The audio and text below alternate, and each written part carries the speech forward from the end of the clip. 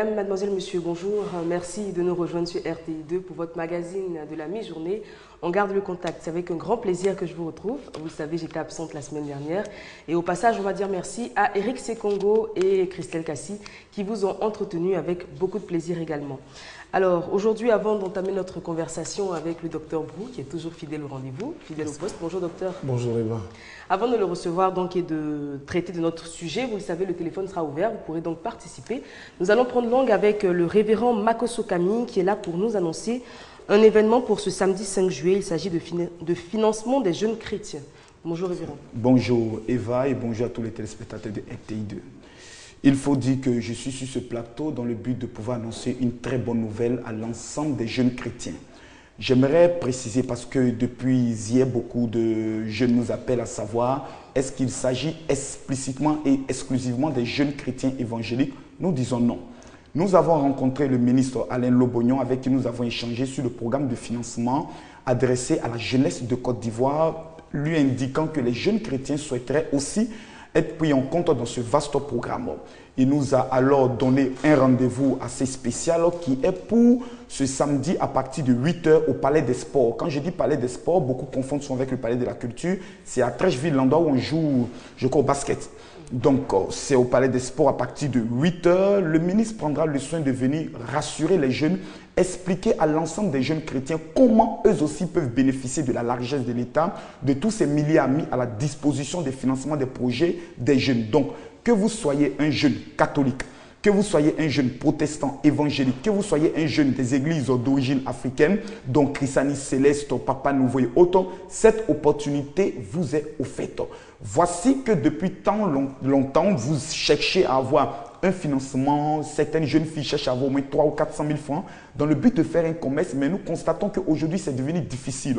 La jeune fille à la maison est jeune, est prise, c'est bien vrai, Dieu l'écoute, c'est vrai, mais vous savez, dans la vie, lorsque vous n'avez pas d'argent et vous partez à un funérail, même quand tout le monde est là, que celui qui a financé le funérail n'est pas encore arrivé, on dit les gens ne sont pas encore venus. C'est une façon très polie de te dire que toi tu es là, mais tu n'es rien parce que tu n'as rien. Et la sagesse du pauvre est méprisée. Si nous passons notre temps à jeûner, à prier, en attendant le retour du Seigneur, sans entreprendre sur la terre, vous constatez avec moi qu'il y a les trois esprits qui vont toujours nous fatiguer, qui est le loyer, la facture d'eau et la facture de CIE. Donc, il est plus qu'important que chaque jeune prenne ses responsabilités ce samedi. Le ministre sera présent et nous allons prendre le soin de Dieu au ministre. Monsieur le ministre, nous sommes là. C'est comment? J'ai calculé dans mon âge, j'ai constaté que moi aussi j'ai moins de 40 ans. Donc, en même temps que je te parle, en même temps j'ai mon projet dans ma poche. Donc, pendant que le ministre sera présent, chacun fera sortir son projet quand nous voulons entreprendre. D'autres ont besoin seulement de 100 000 francs pour vendre des galettes, pour avoir au moins 2 000 francs par jour. Et c'est à eux que je m'adresse aujourd'hui. J'aimerais aussi m'adresser aux mamans. Ce samedi à partir de 6 h, au cas où tu te réveilles, que tu constates que ton fils qui a plus de 30 ans, il mange bien le riz à midi et le soir, dors, ne prie pas, n'intercède pas, réveille-le avec un petit bâton. La Bible dit, quelques coups ne lui feront pas du mal. Dis-lui, tes amis sont en train de prendre de l'argent au palais des sports, qu'est-ce que toi tu fais à la maison? C'est une affaire sérieuse. C'est une affaire de vie. Il faut bien préciser que de l'argent ne sera pas distribué ce samedi. On va déposer les projets qui seront une fois après étude acceptés ou pas. Tout à fait, exactement. Le ministre prendra le soin de nous dire quels sont les documents. Mais il y aura une fiche technique qui sera remise à chaque jeune. Ce qui veut dire que le jeune qui n'est pas venu ce samedi, c'est ceux qui ont rempli les fiches techniques, c'est d'eux nous allons prendre le soin de nous occuper. En tant que pasteur, nous allons nous battre auprès du ministère de la Jeunesse afin que ces jeunes puissent avoir quelque chose. Et les pasteurs seront comme une caution vis-à-vis de ces jeunes-là parce que tout simplement, lorsqu'on te prête de l'argent, il faut rembourser. Donc c'est ce samedi à partir de 8 h au niveau du Palais des Sports. Tous les jeunes sont attendus. Je remercie les jeunes de Yopou, plutôt de Yamsoko et de Boaké qui ont décidé de faire un convoi dans le but de venir écouter le ministre Alain Lobognon. Toute la jeunesse est attendue et pour toute information complémentaire relative à ce programme de financement de projet, je vous donne deux numéros de téléphone dont le premier est le 54 67 67 08. Je répète, le 54 67 67 08 et le 44 59 56 44. 44 59 56 44 ce samedi à 8 h au Palais des Sports. Merci beaucoup, Révérend Makosso. Alors, samedi 5 juillet au Palais des Sports de Trècheville, à partir de 8 h, donc je pense que c'est une réunion, une prise de contact, pour le financement des jeunes chrétiens. Très bien, les numéros ont été donnés, bien donnés. J'espère que vous avez eu le temps de noter. Makosso, Révérend, je vais vous retenir quelques instants pour prendre votre avis sur le thème du jour. Je vous l'ai dit, non pas encore. Alors, très chers téléspectateurs, on parlera aujourd'hui du choix du rôle des témoins de mariage. On en parlera avec le docteur Brou. On a tendance à choisir des témoins parce qu'ils sont bien placés, parce qu'ils ont de l'argent. Mais quel est véritablement le rôle du témoin dans le couple? Il doit intervenir quand il y a des histoires. On en parlera avec le psy. Mais bien avant, j'aimerais prendre l'avis du révérend. Alors, quand on se marie à l'église, il y a également des témoins. Tout à fait. Comment, de façon religieuse, on devrait choisir ces témoins? Je vous remercie. J'ai eu la grâce de Dieu de me marier depuis l'âge de 22 ans. Ça fait 13 ans que je suis dans cette affaire avec 5 enfants. Il faut dire que le choix des témoins chez nous est quelque chose de stratégique. Personnellement, moi, mon témoin est mon meilleur ami. C'est-à-dire qu'il connaît très bien aussi mon épouse, qui le respecte. Et qui, lorsqu'il prend, il peut me parler avec, je pourrais le dire, avec aisance, sans me cacher la vérité. Le choix des témoins, lorsque cela est fait sur la base de l'argent, ça voudrait dire que celui qui te donne est supérieur à toi. Ce qui veut dire qu'il y a des moments où tu ne peux même pas l'approcher pour lui expliquer les véritables problèmes que vous traversez. Au niveau de l'Église, nous demandons toujours à nos candidats au mariage, dans un premier temps, de ne pas attendre une révélation de Dieu sur le témoin. C'est souvent dangereux. Il faudrait choisir quelqu'un qui peut t'influencer, quelqu'un dont vous regardez le témoignage et vous êtes convaincu que lui-même, son foyer a réussi. Parce que tu vas aller prendre quelqu'un qui n'a pas d'expérience. Demain, tu as des problèmes avec ta femme. Il te dit, moi, je voulais te dire que la femme, c'est pas une bonne femme. Vraiment, j'avais fait un soin sur elle, il faut la chasser. C'est pas bon. Donc, il faut prendre quelqu'un qui peut avoir de l'influence sur votre épouse. Et la femme doit choisir un témoin dont le mari prend le soin de respecter. Parce que lorsqu'elle prendra le soin de venir parler au monsieur, il ne faudrait pas que le monsieur puisse lui dire, mais toi, tu es qui pour venir me parler? Il faut qu'elle puisse avoir une certaine carrure responsable et haute dont l'épouse est vraiment attachée à elle. Dès lors, ils peuvent s'introduire dans le foyer pour donner des conseils. Parce que le mauvais choix du témoin peut engendrer souvent des catastrophes dans les foyers. Parce qu'ils ne peuvent pas vous donner de conseils parce qu'eux-mêmes ne sont pas des témoignages vivants. Très bien. Merci beaucoup pour cette précision et cet éclairage, Révérend Makosso. Merci beaucoup pour la confiance que vous accordez à la RTI, en particulier à la RTI. Très bonne journée à vous. Merci. Docteur Brou, je pense qu'il a très bien introduit le sujet. Oui, absolument. Je rappelle aux téléspectateurs que le téléphone est ouvert 22 40 12 54, précédé du plus 225, si vous êtes hors de la Côte d'Ivoire, docteur. Oui, effectivement, c'est un sujet assez délicat. Et comme tout à l'heure, nous allons le voir dans le déroulé en faisant l'état des lieux, nous constatons aujourd'hui qu'il y a beaucoup de mariages, ce qui suppose qu'il y a beaucoup de témoins. Mais à côté de la réalité des mariages qui se succèdent les week-ends, il y a pas mal, selon les témoignages, de divorce, de séparation de corps. Et comme vous dites, en fait, on ne s'en rend pas compte parce qu'on n'invite personne absolument. Au divorce. On invite au mariage. Quand un mariage, on peut envoyer 100, 200, 400 cartes en fonction de nos moyens. Mais il est évident que quand on divorce, on apprend ça dans les rues ou par les on-dit. Et on invite très peu de personnes à un tribunal pour la prononciation de décision de divorce. Alors, la question qu'on se pose est que, finalement, que font les témoins? Où sont-ils? Quels sont leurs rôles? Comment ont-ils été choisis pour que ces situations catastrophiques, comme l'a dit le révérend tout à l'heure, ne cessent de se produire dans nos familles? Aujourd'hui, de par mon travail, j'ai eu l'opportunité de rencontrer des personnes même qui vivent ensemble sous le même toit, monsieur et madame, mais qui vivent tout sauf une vie de couple, sauf une vie de famille. J'entendais quelqu'un qui me disait il y a à peine 2 jours, je suis marié, mais c'est un enfer. Donc, il y a beaucoup de choses qui se passent à l'intérieur. Le témoin, normalement, c'est quelqu'un qui les accompagne dans leurs décisions et qui devait normalement les accompagner quand on sort de la mairie. Malheureusement, ce que nous avons constaté, c'est que généralement, après le mariage, chacun se cherche comme on le dit. Quand le samedi, on a fêté pour les chrétiens éventuellement et que dimanche, on est allé à l'église, à partir de lundi, généralement, le couple se retrouve seul et bien malheureusement, dans leur marche, ils peuvent être confrontés à des difficultés et finalement, on ne voit pratiquement plus le témoin. J'ai entendu des gens qui peut-être 5 ans, 10 ans de mariage après, ont à peine échangé une ou deux fois avec leur témoin. À qui la responsabilité, je ne sais pas. Est-ce que c'est aux jeunes gens mariés qui se croient suffisamment forts, donc qui n'ont pas besoin de conseils des témoins, qui fait qu'ils ne vont pas le voir, donc ils se disent, bon, non, on n'a plus d'assigné notre papier, on n'a plus besoin de lui.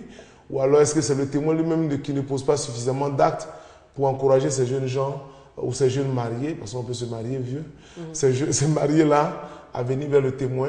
Je pense qu'un témoin, ça peut être une femme ou un homme, donc vers le témoin pour échanger éventuellement sur quelques difficultés. C'est un peu la situation que nous vivons. En tout cas, il y a pas mal de plaintes dans les relations. C'est peut-être dû au fait qu'on ne sait pas véritablement le rôle d'un témoin de mariage. Oui, je pense que c'est une question. On va y arriver, hein, ça fait partie des sous-thèmes qu'on va aborder. Pour l'heure, on va passer au second sous-thème, c'est le choix des témoins. Comment choisir donc son témoin de mariage? Alors, c'est un sujet, je pense que ceux qui nous suivent vont appeler pour donner leur expérience ou leur témoignage. Alors, le choix d'un témoin doit obéir à beaucoup de règles. Alors, on ne peut pas choisir un témoin sur le pif. Ok. Madame Diop, pardon, docteur, on à vous. Donc, Madame Diop est en ligne, elle nous appelle de Port-Boué. Allô? Allô, bonjour. Oui, bonjour Madame Diop. Bon, c'est pour participer à l'émission. On vous écoute. Bon, moi, je suis mariée à la mosquée, ça vaut 5 ans. D'accord. Mais ça vaut 2 mois que je me suis mariée légalement. Ok.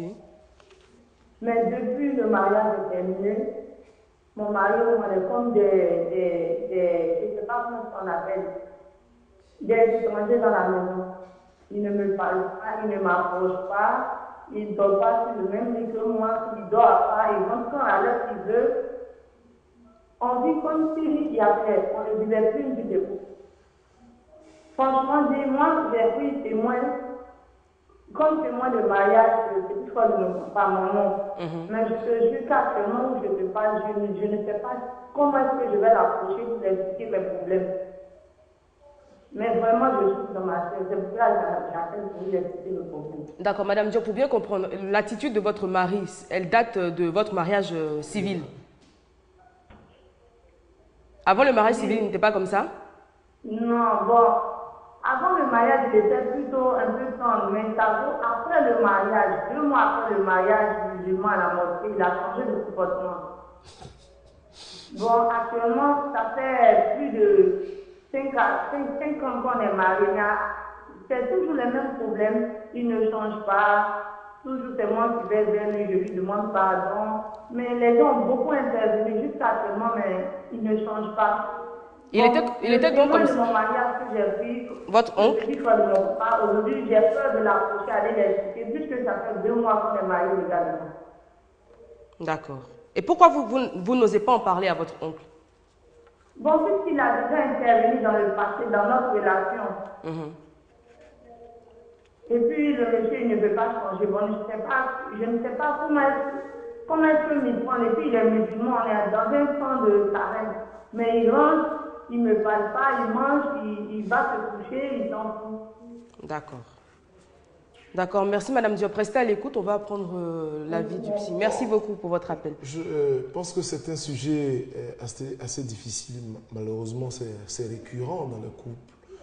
Moi-même, j'ai eu à longueur de journée à entendre des témoignages de femmes et d'hommes qui sont sous le toit, qui ne se parlent pas, qui partagent les chambres, ça existe. Alors c'est là que le témoin normalement devait intervenir. Mais dans le cas de Mme Diop, je pense que ce n'est pas un fait récent. Alors je me pose des questions de savoir quel a été le rôle de la famille dans l'exécution du mariage.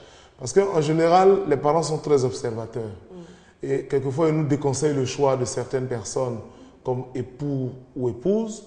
Malheureusement, on s'entête. Parce que tel qu'elle l'explique, je pense que quelque chose qui dure depuis, ils sont ensemble. Mais malgré ça, elle s'est dit, bon, peut-être si on se marie légalement, ça va changer. Justement, je voulais le dire, l'erreur qu'on fait souvent, on va sortir un peu du cadre de notre sujet, donc qui est le témoin de mariage, mais l'erreur qu'on fait souvent, c'est de croire que notre partenaire va changer après le mariage. Non, personne. Ce qui n'est pas le cas. En fait, le comportement qu'on a avant le mariage, c'est celui qui suit après. Mais on se dit, bon, une fois marié, ça va changer, on va faire des efforts. Et on se retrouve déçu. Je voudrais peut-être profiter de l'occasion, nous voulons la parenthèse pour insister que Dieu seul a le pouvoir de nous faire grâce de changer.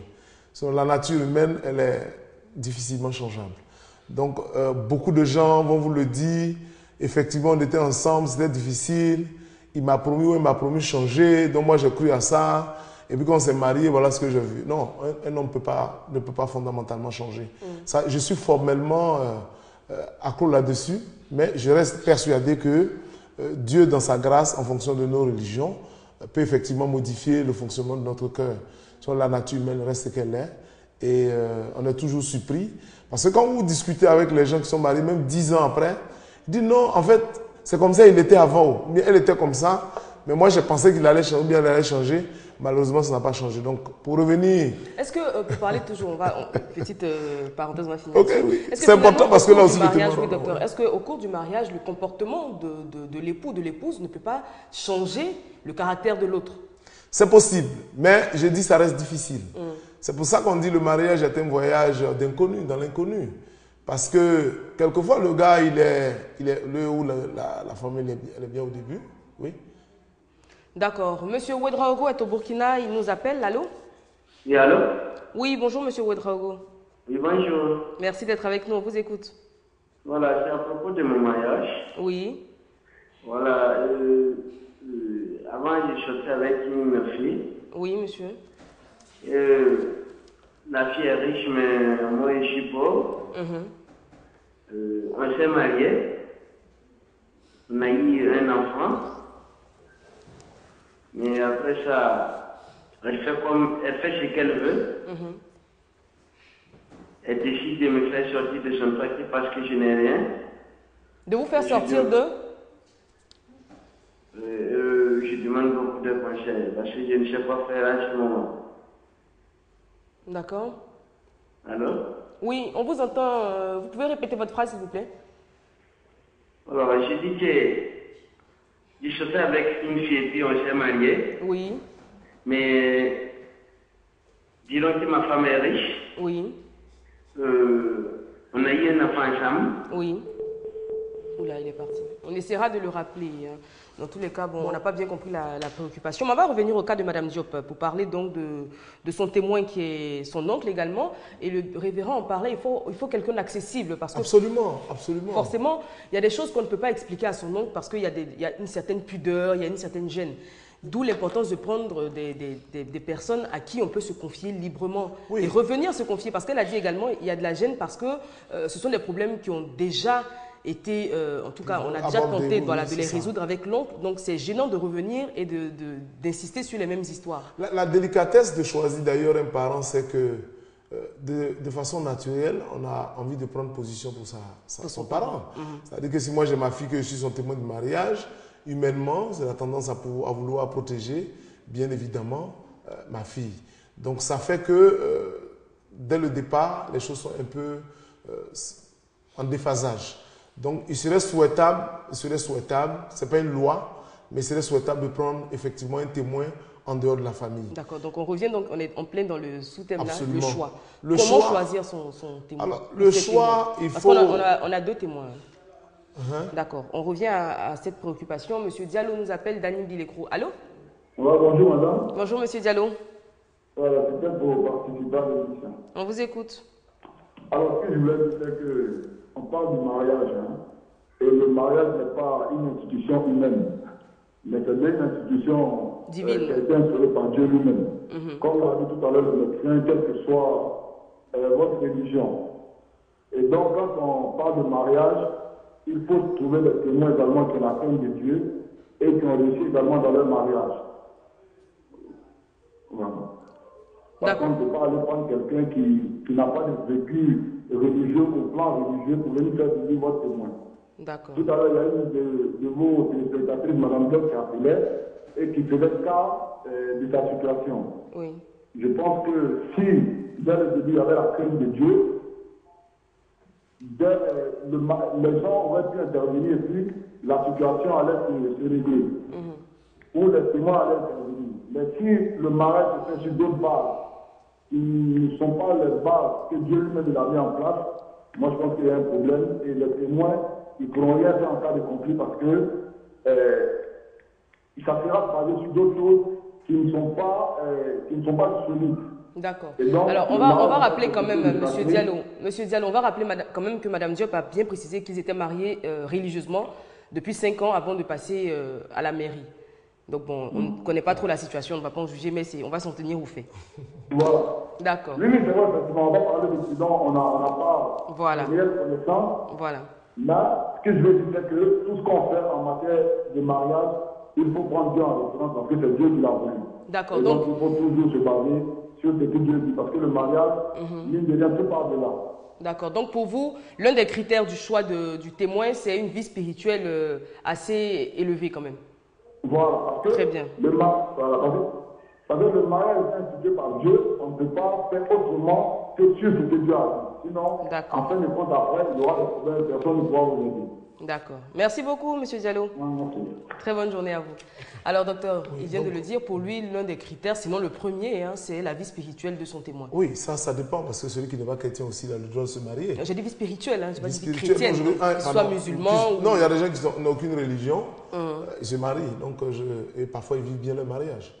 Donc pour M. Diallo, en tout cas, c'est l'un de ses critères. Oui, en fonction de notre religion, il est évident que ce soit une personne effectivement qui aille dans ce sens.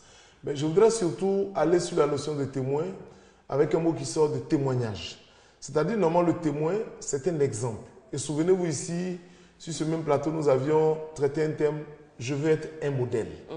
Normalement, le témoin doit être choisi pour son témoignage, pour son comportement. Sa sagesse. Sa sagesse. Quelqu'un qui a réussi, sans forcément... ça ne veut pas dire qu'il n'a pas eu de difficultés dans son couple, mais c'est quelqu'un qui, malgré les difficultés... Alors justement, ça pose la question, est-ce que le témoin doit forcément être marié lui-même? C'est souhaitable. Il peut peut-être avoir... il peut être veuf ou veuve, mais s'il n'est pas marié... C'est quelqu'un qui a déjà été marié. Pour moi, je pense que si... Divorcée. Je pense personnellement, ça c'est vraiment personnel, que choisir quelqu'un qui n'a jamais vécu de vie de couple, je ne sais pas quel conseil va vous donner. Parce que c'est comme quand je parle de médecine, celui qui n'a pas fait la médecine, c'est difficile de comprendre les réalités de la médecine. C'est la même chose que la presse, si je n'ai jamais fait la presse. Donc, il est souhaitable, je pense, de prendre au moins quelqu'un qui a une fois connu la vie de couple, la vie de mariage. Sinon, je ne sais pas quel exemple il va vous donner. On ne peut pas venir vous donner des exemples. Quelqu'un peut vous encadrer dans un programme de chant qui ne sait pas, absolument. D'accord. Et un témoin divorcé, malheureusement, ça va marcher pour lui. Est-ce que ça peut l'empêcher de donner de bons conseils à un autre couple? S'il tire les bonnes leçons, il peut être un bon témoin. Parce qu'il pourra attirer l'attention de celui dont il est témoin. Écoute, moi j'ai raté mon mariage. Malheureusement, je n'ai pas fait pour telle raison. Donc, si vous voulez ne pas arriver où je suis arrivé, il serait bien de se comporter de telle façon. Donc, il peut arriver que le témoin, qui est quelqu'un de divorcé ou une personne divorcée, puisse être un bon exemple s'il a suffisamment d'humilité de tirer les leçons de son échec. Parce que s'il ne tire pas les leçons et qu'il se plaît dans le divorce, il est évident que si celui dont il est témoin a des difficultés et vient le voir, il peut l'encourager sur la même voie. Pour dire, écoute, moi, de toute façon, ce genre de problème, je n'ai pas voulu souffrir, c'était trop compliqué, j'ai préféré divorcer. Alors, autre chose, je pense que dans le choix d'un témoin, malheureusement, on ne demande pas beaucoup l'avis des parents, mais c'est important. Si il est difficile ou il n'est pas souhaitable de choisir une personne dans notre famille pour être notre témoin à cause du fait qu'il peut avoir une attitude partisane, il serait souhaitable quand même que les parents soient informés de la personne que nous voulons choisir. Donc, pour revenir à ce que vous êtes en train de dire, docteur, bon, pour vous, vous déconseillez de prendre un proche, donc un proche. Je ne le souhaite pas cousin, vraiment. Une cousine, une tante. Je ne le souhaite pas du tout. Ça, c'est vraiment un avis, puisque la loi n'a pas écrit clairement que un oncle ou chose ne peut pas. Mais comme je le dis, le témoin, c'est quelqu'un qui a appelé à un moment donné à se prononcer sur des situations de conflit que vous allez avoir à vivre. Et d'être neutre surtout. Et donc, même s'il n'est pas totalement neutre, mais le fait que ce soit déjà un parent, il est d'office partisan. Très bien. Madame Guesson est en ligne. Elle nous appelle de La Riviera. Madame Guesson, bonjour. Madame Guesson? Moi, je crois qu'elle est partie. Docteur. Allô? Oui, allô? Oui, bonjour Madame Guesson. Oui, bonjour madame. Je ne sais pas si le docteur a déjà évoqué ce cas, a donné ce conseil, mais moi, ce que je propose, je souhaiterais quand même que pour des témoins, que ce soit un couple qui soit témoin d'un autre couple. D'accord. Oui, ça facilite au moins les choses. Parce que quand on choisit deux personnes différentes, c'est pas toujours négatif. Mais quand on choisit deux personnes différentes, bon, je me dis quelque part aussi, il y a un petit hic. Donc quand on choisit un couple, c'est encore mieux. Donc vous préférez donc que ce soit un couple. Hein. Donc Oui, la femme, par exemple, témoin de la nouvelle mariée ou l'inverse, oui. mais un couple. Voilà.